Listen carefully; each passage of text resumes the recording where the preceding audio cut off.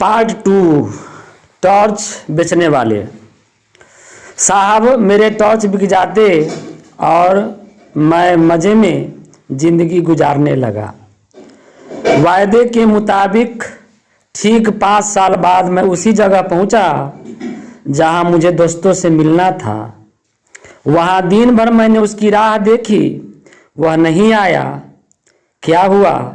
क्या वह भूल गया या अब वह इस आसार संसार में ही नहीं है? मैंने उसे ढूंढने निकल पड़ा। एक शाम जब मैं एक शहर की सड़क पर चला जा रहा था, मैंने देखा कि पास के मैदान में खूब रोशनी है और एक तरफ मंच सजा है, लाउड स्पीकर लगे हैं। मैदान में हजारों नर नारी श्रद्धा से झुके बैठे हैं। मंच पर सुंदर रेशमी वस्त्रों से सजे एक भव्य पुरुष बैठे हैं। मैंने खूब पुष्ट हैं, सवारी हुई लंबी दाढ़ी है और पीठ पर लहराते लंबे केस हैं। मैं भीड़ के कोने में जाकर बैठ गया। भव्य पुरुष फिल्मों के संत लग रहे थे। उन्होंने गुरु गंभीर वाणी में प्रवचन शुरू किया। वे इस तरह बोल रहे थे जैसे आकाश के किसी कोने से कोई रहस्यमय संदेश उनके कान में सुनाई पड़ रहा है, जिसे वे भाषण दे रहे हैं। वे कह रहे थे, मैं आज मनुष्य को एक घने अंधकार में देख रहा हूँ। उसके भीतर कुछ बुझ गया है। यह युग की अंधकारमय है। यह सर्वग्राही अंधकार संपूर्ण विश्व को अपने उदर में छिपाए है। आज मनुष्य इस अंधकार से घबरा उठा है। यह पथभ्रष्ट हो गया है। आज आत्मा में भी अंधकार है। अंतर की आंखें ज्योतिहीन हो गई है। वे उसे भेद नहीं पाती। मानव आत्मा अंधकार में घुटती है।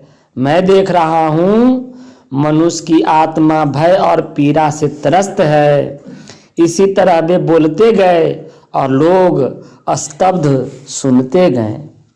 मुझे हंसी छूट रही थी। 1-2 बार दबाते दबाते भी हंसी फूट गई और पास के श्रोताओं ने मुझे डांटा। भव्य पुरुष प्रवचन के अंत पर पहुंचते हुए कहने लगे, भाइयों और बहनों, डरो मत। जहां अंधकार है वहीं प्रकाश है। अंधकार में प्रकाश की किरण है। जैसे प्रकाश में अंधकार को किंचित कालिमा है। प्रकाश भी है, प्रकाश बाहर नहीं है। उसे अंतर में खोजो, अंतर में बुझी उस ज्योति को जगाओ। मैं तुम सबको उस ज्योति को जगाने के लिए आह्वान करता हूँ। मैं तुम्हारे भीतर वही शाश्वत ज्योति को जगाना चाहता हूँ। हमारे साधना मंदिर में आकर उस ज्योति को अपने भीतर जगाओ। साहब अब तो मैं खिलखिलाकर हंस पड़ा। पास के लोगों ने मुझे धक्का देकर भगा दिया। मैं मंच के पास जाकर खड़ा हो गया। भव्य पुरुष मंच से उतरकर कार पर चढ़ रहे थे। मैंने उसे ध्यान से पास से देखा। उनकी दाढ़ी बढ़ी हुई थी, इसलिए मैं थोड़ा झिझका, पर मेरी तो दाढ़ी नहीं थी। मैं तो उसी मौलिक रूप में था। उन्होंने मुझे पहचान लिया। बोले, अरे तुम? मैं पहचानकर बोलने की ही बाला था कि उन्होंने मुझे हाथ पकड़कर कार में बिठा लिया। मैं फिर कुछ बोलने लगा तो उन्होंने कहा, बंगले तक कोई बातचीत नहीं होगी, वहीं ज्ञान चर्चा होगी। मुझे याद आ गया कि वहाँ ड्राइवर है। बंगले पर पहुंचकर मैंने उसका ठाठ देखा। उस वैभव को देखकर मैं थोड़ा झिझका, पर तुरंत ही मैंने अपने उस दोस्त से खुलकर बातें शुरू कर दी। मैंने कहा, यार तू तो बिल्कुल बदल गया है। उसने गंभीरता से कहा, परिवर्तन जीवन का अनंत क्रम है। मैंने कहा, साले फिलॉसफी मत बघार, यह बता कि तूने इतनी दौलत कैसे कमा ली 5 सालों में। उसने कहा, तुम इन सालों में क्या करते रहे? मैंने कहा मैं तो घूम घूम कर टॉर्च बेचता रहा, सच बता क्या तू भी टॉर्च का व्यापारी है? उसने कहा मुझे क्या ऐसा ही लगता है? क्यों लगता है? मैंने उसे बताया कि जो बातें मैं कहता हूँ वही तू कह रहा था। मैं सीधे ढंग से कहता हूँ, तू उन्हीं बातों को रहस्यमय ढंग से कहता है।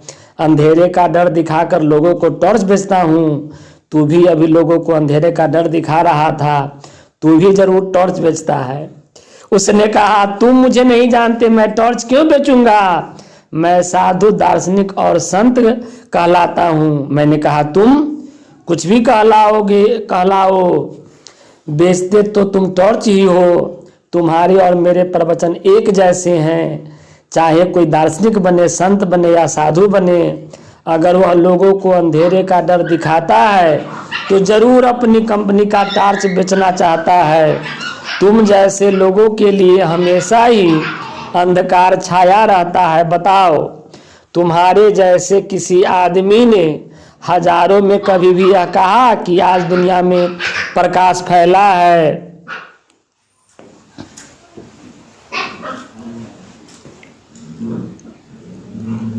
कभी नहीं कहा। क्यों?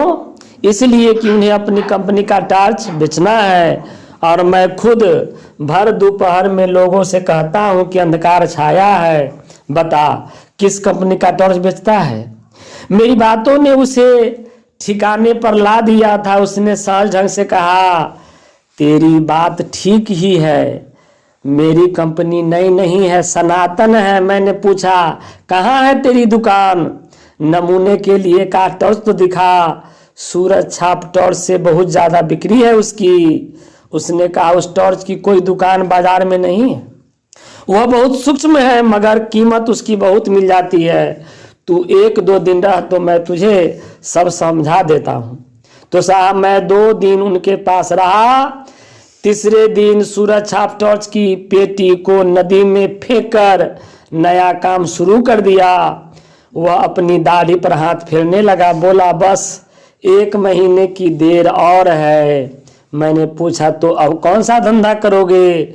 उसने कहा धंधा वही करूंगा, यानी टॉर्च बेचूंगा। बस कंपनी बदल रहा है।